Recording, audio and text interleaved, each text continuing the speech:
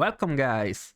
Really exciting times for BGs, because tomorrow, January 17, we are finally gonna enter the Battlegrounds Season 3.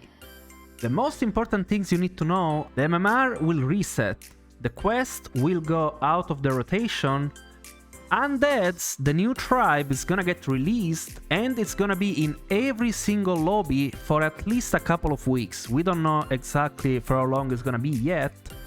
And also, the curves will change. Right now you are used to play standard curve with quests being so prevalent, or 3-on-3, but tomorrow all of that is gonna change. So here I have a special guide for you on how to survive the arrival of Undeads. So let's get into it. Starting off with the main Undead archetypes. We have the Knight archetypes and the Sister archetype. So these are gonna be the most important and build around Undead cards. On the left we have the Knight archetype, which is centered around Eternal Knight and Ethereal Summoner, which when it dies summons 2 more Eternal Knights.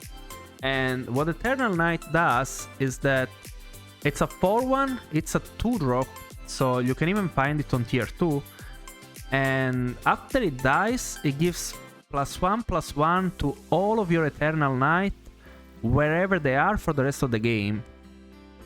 So it's kind of like a Pogo Hopper effect. All these dudes are just gonna power up each other as they die. That's basically what they're gonna do. And they're gonna get pretty large. As a support for this archetype, we have Anubarak, which has Death Rattle. Your Undead have +2 attack for the rest of the game. This is a 5-drop, so it's a little less powerful than the 6-drops, obviously. But you can also just build a comp around it. Even if you don't have the 6-drops, it's still a pretty good payoff. But if you combine it with the Ethereal Summoner, it gets even better. And then we have Soul Splitter, which is a Reborn. Start of combat, give a friendly Undead Reborn. So obviously, if you can land this or your Anubarak or onto your Ethereal Summoner, it's gonna provide insane value. And basically you're just gonna scale to the moon. Obviously, Soul Splitter and Anubarak can also combo with the Sister Death Whisper, but I feel like they're gonna be in a better place if you combine them with the Knight archetype. Now we have the Sister Death Whisper. It's a main scaling engine. It's a 4/11. After a friendly minion is reborn, give your Undead +1/+3 permanently. Gotta keep in mind, this is not a wherever they are effect. This is just gonna buff the Undeads that are currently on your board once a minion gets reborn. So the cards that are gonna have the best synergy with it are gonna be the Risen Rider, a new 1-drop, because obviously it's a taunt with reborn, so it's gonna protect your sister and it's gonna proc it as well since it's reborn. And then we have the Sin Runner Blanky, which is a new 5-drop. And I mean, this might as well be the new Mayor of Value Town. It's a 4/4 reborn. This is reborn with full elf and enchantments, which means that it's gonna reborn as a new version of itself. It's basically 2 minions in one. It's gonna keep all the buffs that it gets during combat, and all the enchantments, which could be like Spellcraft into Wind Fury or Divine Shield, or even just a Selfless that gives it Divine Shield. Then it's just gonna reborn as a new Divine Shield minion with all the stats. This card is crazy value, and yeah, it honestly scares me. But obviously you need to scale it up, and Sister Death Whisper is a good way to do so. So yeah, these two are gonna be the main archetypes. Obviously, you can combine them with each other. I feel like if you're running an Eternal Summoner comp, you can play your sister to buff your other stuff outside of Blaster range, for example, which could be a way to counter the Eternal Knight. But if you are playing a pure sister comp, I don't think I would run Eternal Knight into it, because I don't really see the benefit. It doesn't have Reborn, and yeah, it doesn't seem that good. But who knows? Maybe people are just gonna jam everything together and it's gonna work anyway because they're pretty busted. Although, the devs already knew that these were gonna be really strong, so they preemptively released a counter, and here it is, the Cinderay Straight Shot. It's a new 4-drop 3/4 Divine Shield Wind Fury. Whenever this attack removes Reborn and Taunt from the target. So yeah, this thing is supposed to help you fight back against the Undead. Is it gonna be good enough? It's definitely gonna be good in the mirror. Like, the prediction is that Undeads are gonna be everywhere. Everyone is gonna be forcing Undeads. So this is basically gonna be the new Leroy / Mantis Queen. Because Leroy and Queen are actually really bad against Undead. Like, they don't do anything. Because Undead is all about summoning a bunch of tokens. And if your Leroy or your Queen just dies to a token, like, who cares, right? So instead of playing those cards, you're gonna play the Cinderay and see how it goes. Obviously, the nice thing about this is that it's a 4-drop, so it's gonna be much more accessible compared to those other options that we talked about. But enough about Undead. Now let's see what else that you can do if you don't actually get the Undead stuff going. So a decent counter to Undead, it's probably gonna be some kind of beast-centric comp.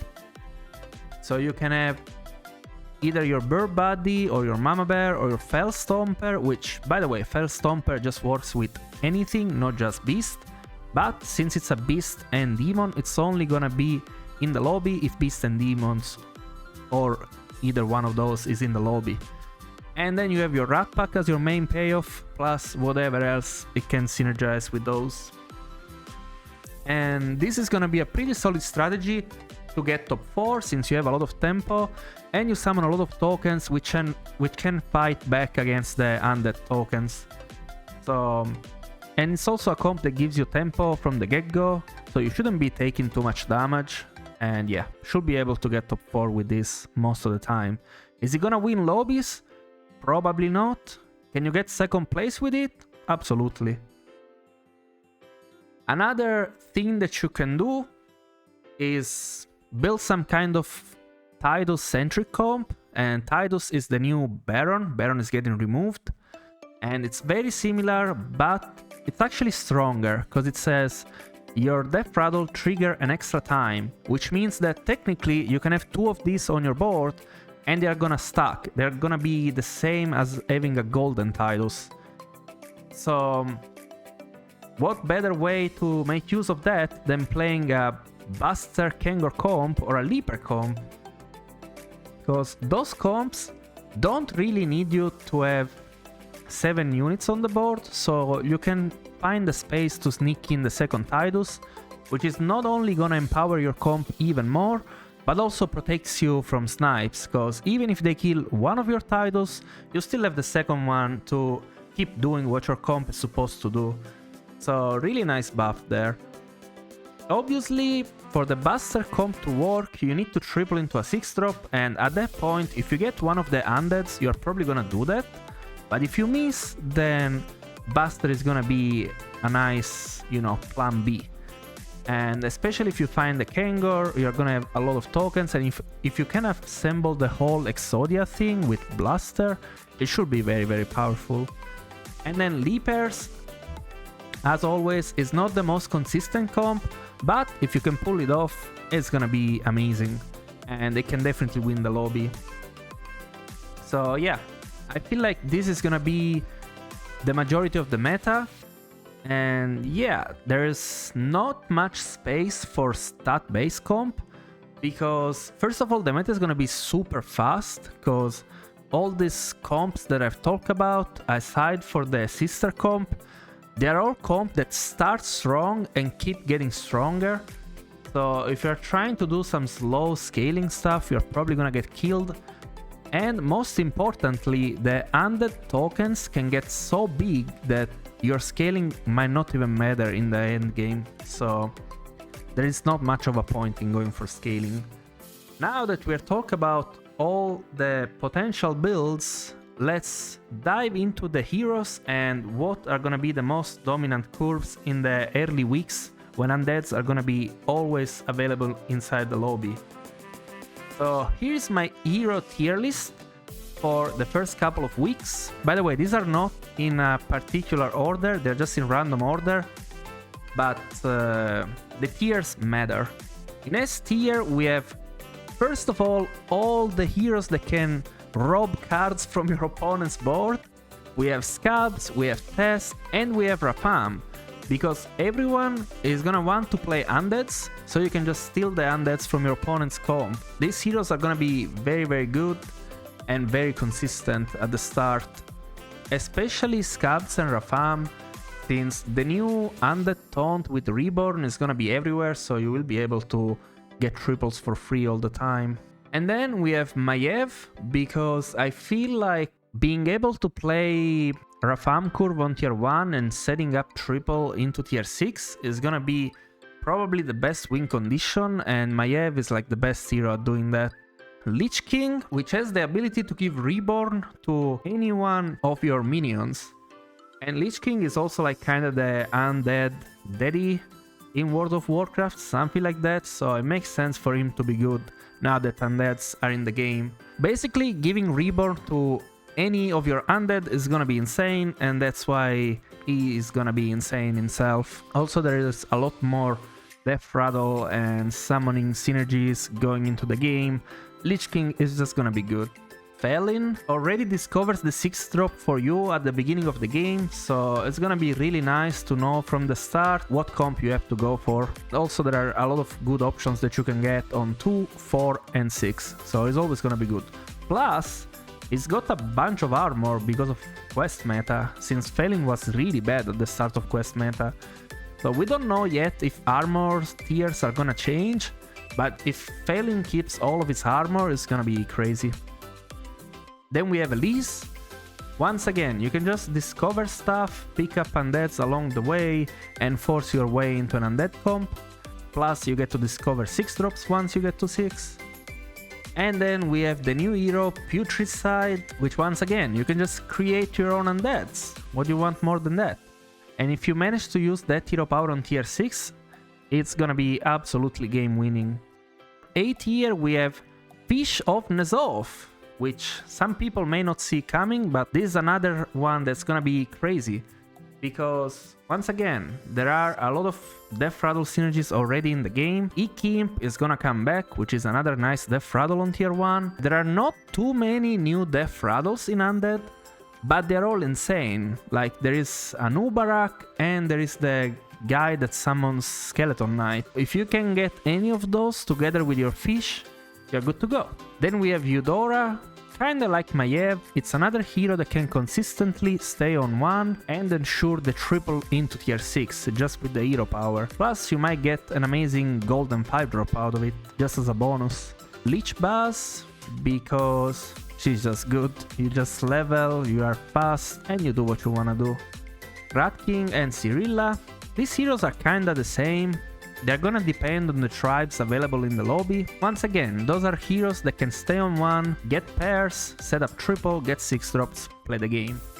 Which is mostly gonna be how the game is gonna play out. I don't think that standard curve is gonna be nearly as good as it is right now. It's gonna be more about setting up your triples and getting 6 drops as fast as possible. Then we have Toki. You play Toki curve, so you level to tier 3 kinda early, you start getting 4 drops from your hero power. And the Undead's 4 drops are actually fine. You just get tempo that way, and then you can level to 5 and start pressing the hero power, getting 6 drop. I don't know if that's gonna be fast enough, because usually Toki it's a little slower than the Maiev, Eudora, and all these guys. So maybe those heroes are just gonna steal all the good 6 drops before you can even get there. That's why I put her in B tier. We will see how she's gonna play out. Omu, you can power level, but you can't consistently get that triple. That's why she's just in B tier. And then we have Finley, because if you didn't get a hero that you like, you might get one of the heroes above. Now onto C tier, Greybow and Ini. Those heroes are here because with Ikimp and Grintam coming back, all these token strategies got a big boost. Plus, if you can manage to play Undead or Max or Beast with those heroes, you get additional bonuses. I feel like those heroes are gonna be pretty solid at getting top 4. And then we have Krag. You can just stay on tier 1 with Krag, get pairs, do all the normal stuff, get an extra level faster with your hero power to triple into 6 drops. Although it's gonna be less consistent than the options above, that's why it's still in C tier. And then we have the Cat, which is not the greatest, but since everyone is playing Undeads, if you can manage to survive long enough, you're gonna be able to steal the good Undead stuff from your opponents once they die. Now we have the question mark category. The reason why all those heroes are in question mark is because there are a lot of questions about them that I can't answer yet without playing the game. First of all, we have Onyxia, Vandar and Rek'Thar. Those are in question mark category because we don't know if the ping from a 3-1 token that Onyxia provides is gonna be enough to kill an undead token or not. So that's why she's there. In the same boat, we don't know if the health buff or the attack buff from Vandar and Rek'Thar is gonna be relevant in the grand scheme of things. That's why I'm also keeping them here. Although I have high hopes on Vandar. I think there is a pretty good chance that Vandar is actually gonna be decent, especially with Grintam in the game as well. Who knows? The hero still has 0 armor, which makes it really questionable. Lord Barov and Murloc Holmes, incredibly good heroes. I love those heroes. At the beginning of the new patch, with so many things changing, it's gonna be extremely hard to predict if your opponents are gonna win or lose. So I wouldn't recommend playing Lord Barov. Like, betting is gonna be super random. Same thing with Murloc Holmes, like you can't really predict what your opponents are gonna buy. They might be buying really bad cards just because they are new and they don't know that they are bad. Those heroes are gonna be good eventually, but might not be so good at the beginning. Galewing, which got reworked, so we will see what curves people are gonna figure out with him. If people can find good curves to play with him, it's gonna be good. At the start, no one is gonna know how to play him. Then we have Sire Denatrius. I mean, getting a quest on turn 1 is powerful, but we don't know if Sire is gonna get any armor. And if he doesn't get armor, it might be too slow to complete your quest. Even though there are a lot of quests that synergize with Undeads. So we'll have to see. Although, if you can get a quest like have X minion die plus an Ikimp in the shop, I guess you're good to go. Zephrys and Varden, which are similar heroes, they both allow you to find triples one way or another. Once again, I don't know if these guys are gonna be fast enough to keep up with the other big boys at the top. That's why I have them in the question mark category. Obviously, guaranteeing a triple into a 6 to maybe find one of the good win cons is good, but if it comes too late, then it doesn't really matter anyway. Reno, once again, if you can triple into a good 6 drop and make it golden, amazing, but Reno is usually better at tripling into 5 drop, tricky for him to get a 6 drop. You can try him out, it's definitely gonna be better than other heroes that are not even on this list to begin with. As you can see, there's not too many heroes here, right? All the other heroes, in my opinion, are kind of irrelevant, because once again, tokens are gonna dominate, so poison doesn't matter. The token undeads are just so strong that they are just gonna obliterate any kind of wacky stats, unless if you can produce 300 stats on all of your minions, which is not very easy to do, especially with quests rotating out. These are my thoughts on the upcoming patch. Wish you good luck and enjoy the Battlegrounds Season 3. Have fun everyone, don't forget to leave a like, subscribe and comment down below. See ya in the next one.